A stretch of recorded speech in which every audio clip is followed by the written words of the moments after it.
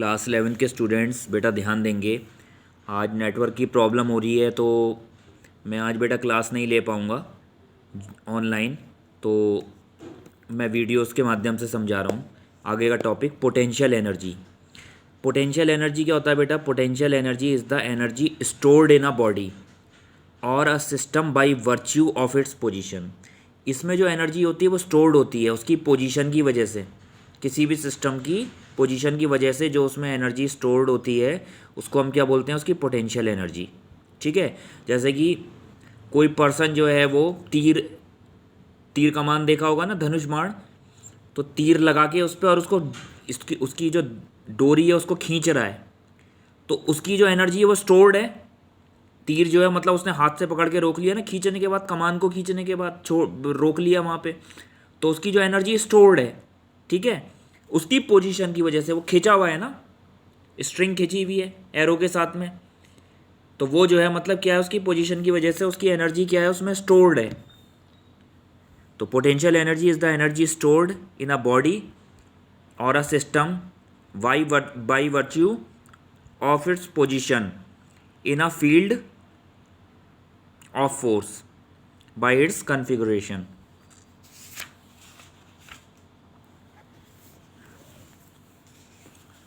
देखो जैसे कि एग्जांपल्स हैं, a body lying on the roof of a building have some potential energy, when allowed to fall down it can do work.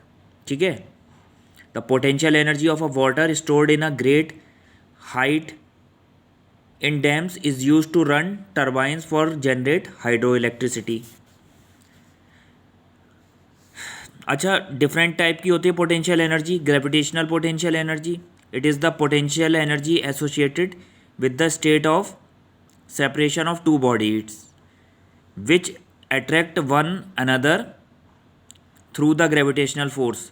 मतलब attraction की वजह से, जो ग्रेविटेशनल अट्रैक्शन है उसकी वजह से जो उसमें पोटेंशियल एनर्जी स्टोर हो रही है उसको ग्रेविटेशनल पोटेंशियल एनर्जी कहते हैं।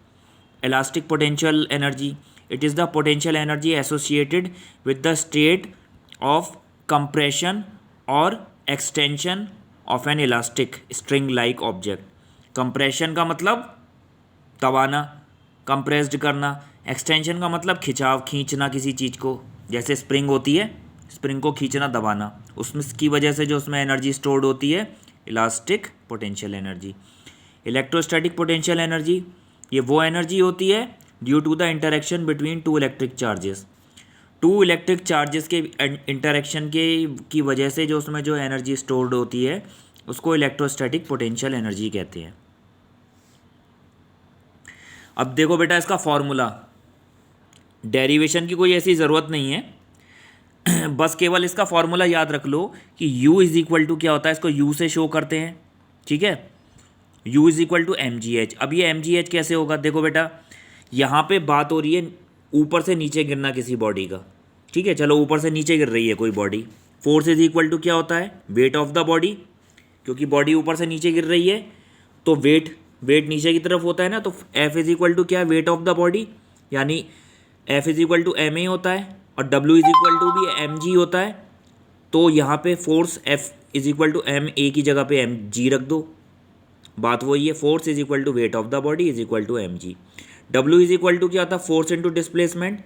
डिस्प्लेसमेंट में हम हाइट लेंगे क्योंकि किसी हाइट से गिर रही है ना बॉडी, तो F की जगह पे हमने ले लिया mg into h।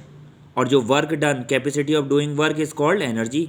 Potential energy is equal to work W is equal to mgh।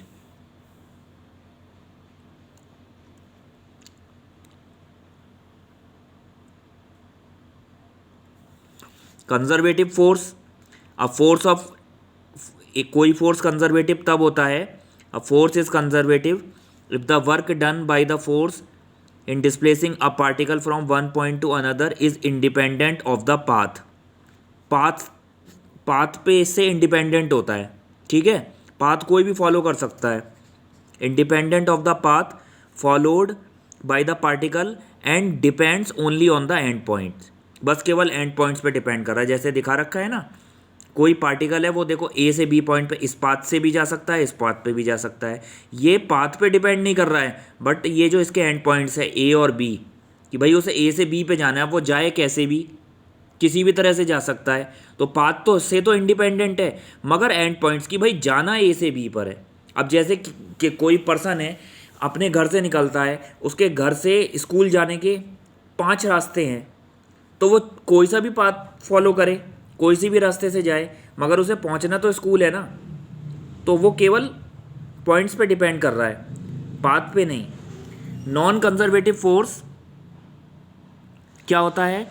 Amount of work done, the amount of work done in moving an object against a force, force के against किसी object को move करने में जो work करना पड़ रहा है, from one point to another depend on the path, ये पाथ पे डिपेंड करता है, which the body moves, then such a force is called a non conservative force.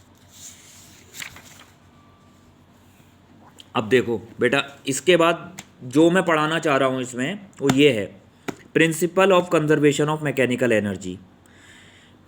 इसको ये कहते हैं कि जो प्रिंसिपल, ये प्रिंसिपल ये कहता है कि if only the conservative force doing work on a body, conservative force work कर रहे हैं बॉडी पर, तो जो टोटल मैकेनिकल एनर्जी है, यानी काइनेटिक एनर्जी और पोटेंशियल एनर्जी, दो प्रकार की एनर्जी होती है ना, काइनेटिक और पोटेंशियल। काइनेटिक होती है मोशन के कारण जो एनर्जी होती है, पोटेंशियल एनर्जी जो कि स्टोर होती है एनर्जी उसकी पोजीशन की वजह से, वो हमेशा कांस्टेंट होता है उनका सम। काइनेटिक एनर्जी और पोटेंशियल एनर्जी का जो सम है वो कांस्टेंट होता है। That is called the principle of conservation of mechanical energy. देखो बेटा, इसके बाद में आएगा derivation conservation of mechanical energy in a freely falling body. तो बेटा ये डेरिवेशन थोड़ा टाइम कंज्यूमिंग है, अच्छे से समझाऊंगा मैं, तो ये जो है कल को करेंगे।